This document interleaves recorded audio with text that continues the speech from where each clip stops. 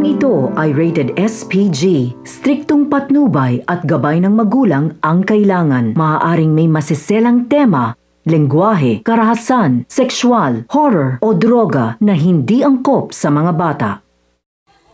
Nagplano na ngayon itong si Marites na dalhan nga ito ng pinakamasarap na Maha Blanca itong si Rigor sa presinto. Kung kaya naman agad ngang sinabi nitong si Tinding na talagang nag-abala pa nga itong si Marites na dalhan ng pagkain ang kanyang mabuting asawa na itong si Rigor.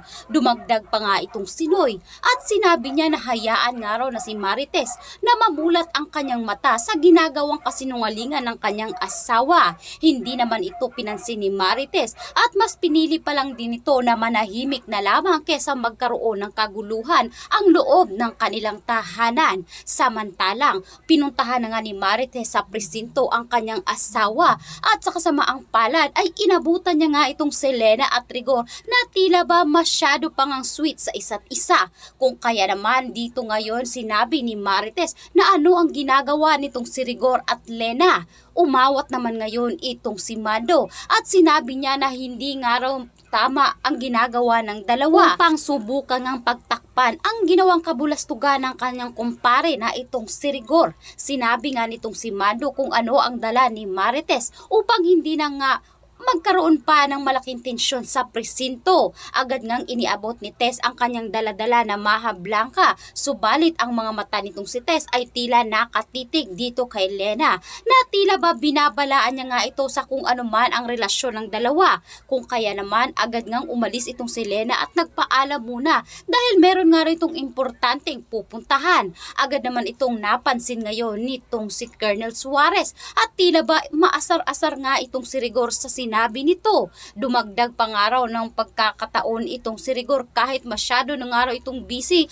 at halos hindi na nga raw maasikaso ni Rigor ang kanyang pamilya.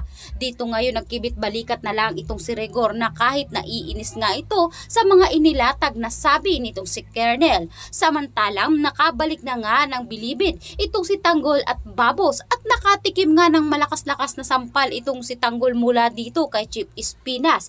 Inakala kasi ni Espinas na tuluyan na nga raw tumakas ang dalawa. Subalit depensa nitong si Babos na hindi talaga sila nakauwi agad dahil nga raw sa dami ng mga kapulisan na umabol sa kanila at dagdag pa nga rito ay inabutan nga sila sa nasabing beach kung kaya naman maaga-aga nga raw silang napaalis sa nasabing resort.